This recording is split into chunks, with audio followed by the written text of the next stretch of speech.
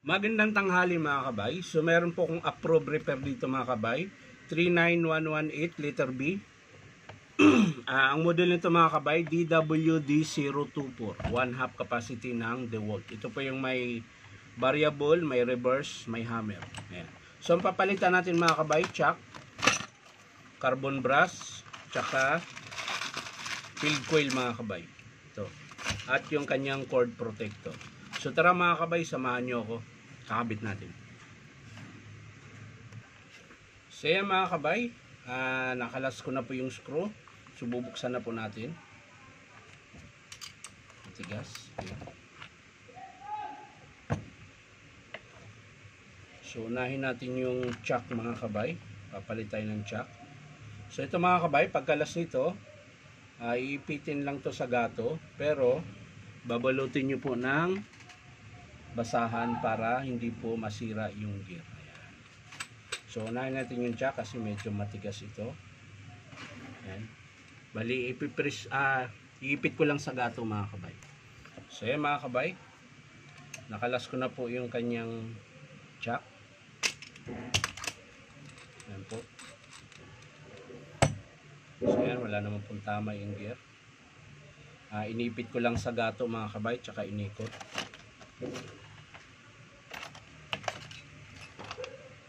So kakabit natin yung bagong chuck.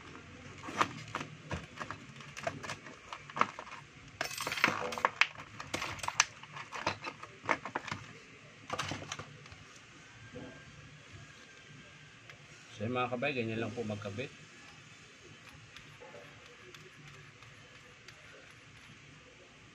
Ayan. Tapos pag naghigpit mga kabay, ganyan lang. Ayan. Papaluin mo lang 3 beses. Ayan. Ayan, matigas na yan. Mahigpit na yan. So okay na yung chuck niya mga kabay.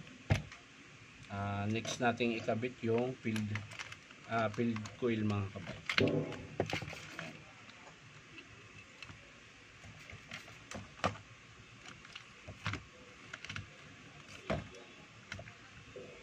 So yan mga kabay, kapag di nyo pa kabisado magkabit ng field coil, isa-isahin nyo lang pagtanggal para hindi kayo malito. Ayan.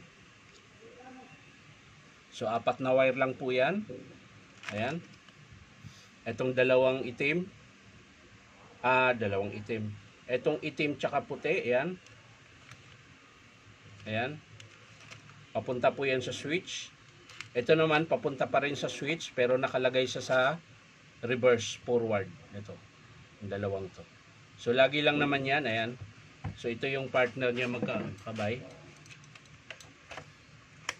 Ayan. So partner niya. Hindi.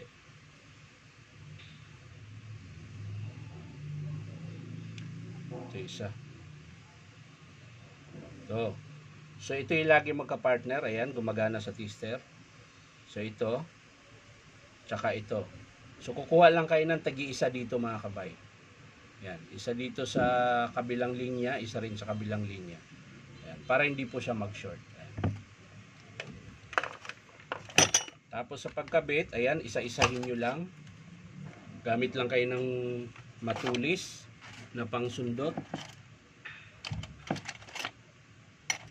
So, ayun. Ayan, tulad dito mga kabay, yan. So, unahin natin yung puti mga kabay, mahaba, ayan. So, dito po yung nakakabit sa switch. Ayan. So, tutusukin nyo lang yan mga kabay, ganyan. Yan, kalas na siya kaagad. Tapos, yan, tulad yan, isa-isahin nyo lang. Yan, gayahin nyo lang. Pag di nyo po kabisado. Ayan. Para lang po to sa mga magdi-DIY mga kabay. Pero yun sa mga nagre-repair talaga, alam na nila yan. So, para lang to sa mga nasa bahay, yung may unit kayo na tagi-isa. Ayan. So ito yung itim, kasunod mga kabay, yung mahaba. Ayan. So susundutin nyo lang po yan. Ayan. Tapos susuksok nyo yung wire. Okay. So okay na, dito na tayo sa reverse. Ayan. Ito Ito yung puti na maiksi. Ayan. Ito yun.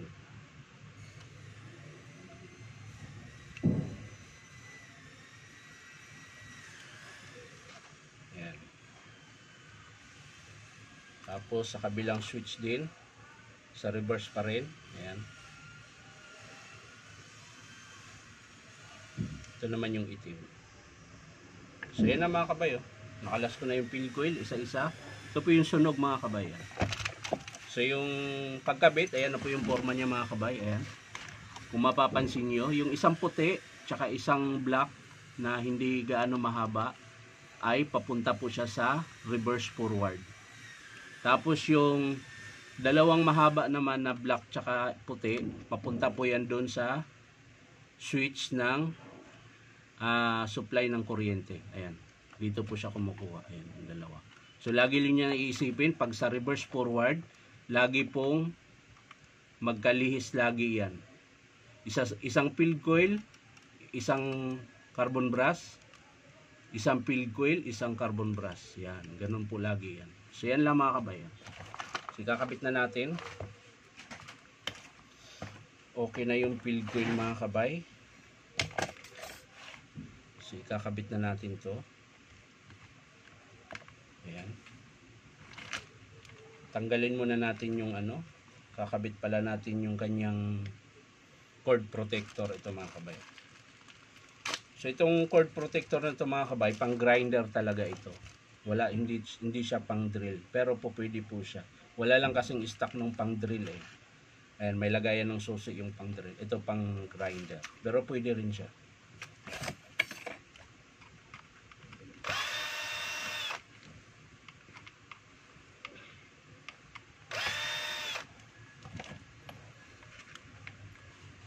So yan mga kabay, kakabit lang natin yung cord protector. So yan mga kabay, nakabit ko na po yung cord protector niya. So ito na lang po yung ikakabit natin, yung kanyang field coil tsaka yung wiring. Iayusin lang natin. So yan, lalagay na natin yung armature mga kabay. Tapos iayos lang natin yung kanyang wiring.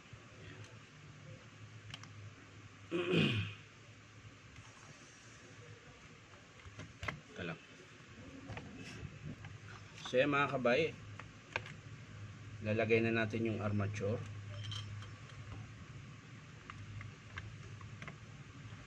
Ayan. Tapos yung wiring iayos lang natin. Tapos yung kanyang spindle mga kabay, yung ring, tapos yung kanyang hammer, selector hammer. Ayan.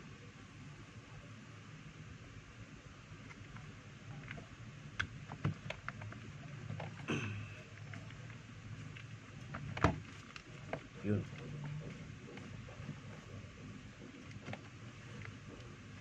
Kulang pa mga kabay, ay lumapat. Yun. Kailangan iikot na siya. Yan. Pag swabe na po yung ikot, ibig sabihin lapat na po yung bearing housing tsaka spindle at yung field coil. So ang iayos natin mga kabay yung kanyang wire naman. Ayan. So ito yung ground mga kabay. Dito yan sa gilid ng field coil, nakasiksik lang yan dyan. Ayan. Tapos yung wiring.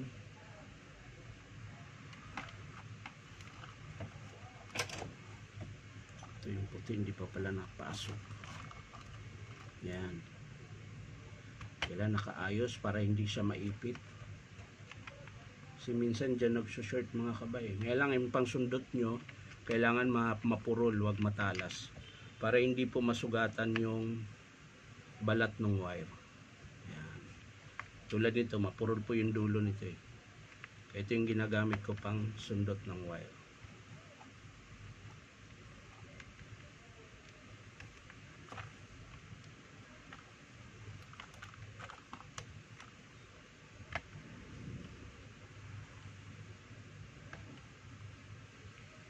Pumasok ka na Brad. Huwag mo na akong pahirapan. So yan mga kabay, okay na yung wire. So ang ikakabit na lang natin ay yung kanyang carbon brass. Ayan.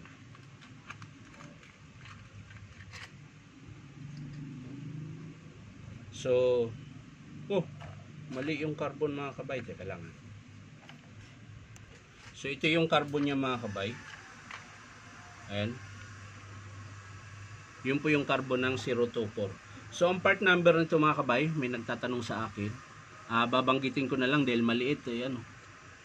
Hindi makita. Ayan. So ang part number nito mga kabay, in 022038 is B. Ayan. Yan po yung nakalagay. Ulitin ko. In 022038 is B. Yun po yung part number niya. Ayan. Hindi po makita eh. So kakabit ko na po yung carbon. Ayan. So sisikwatin nyo lang sa likod mga kabay kapag kinabit nyo yung carbon. Huwag nyo po sirain yung pinakalak nyo mga kabay, yung uka. Para po sasabit yan dito sa brush holder. Para pag napudpud mga kabay, hindi po siya didiretso doon. So hindi tatama yung spring doon sa armature. Yun po yung purpose niyan mga kabayan. Hanggang dyan lang yan siya. Ayan, pag napudpud mo yun ng ganon, hindi lalabas yung spring. Dahil may stopper po siya. Ngayon, kung lalabas man yung spring niyan mga kabay, kung talagang napudpud yan, pudpud na pudpud, hindi pa rin siya tatama doon dahil meron po siyang stopper sa ilalim. Ayan. Ganon din po yung kabila mga kabay. Ay lumabas. Nahihiya. Ayan.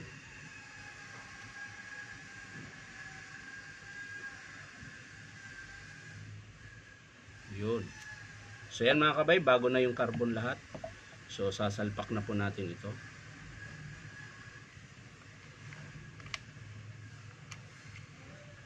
Ayan.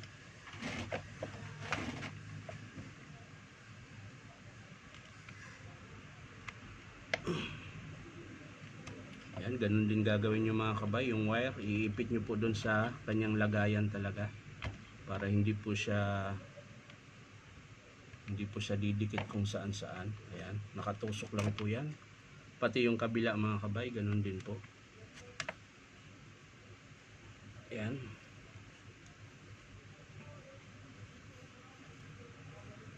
So yan po yung forma niya mga kabay.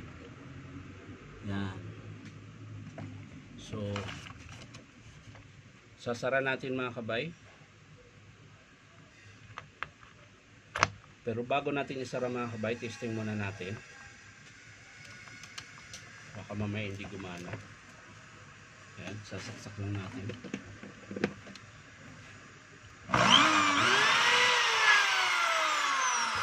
So okay mga kabay, sasara na natin.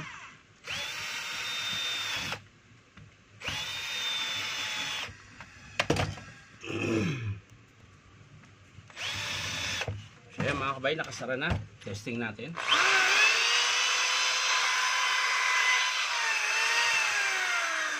Natin hammer mga kabay.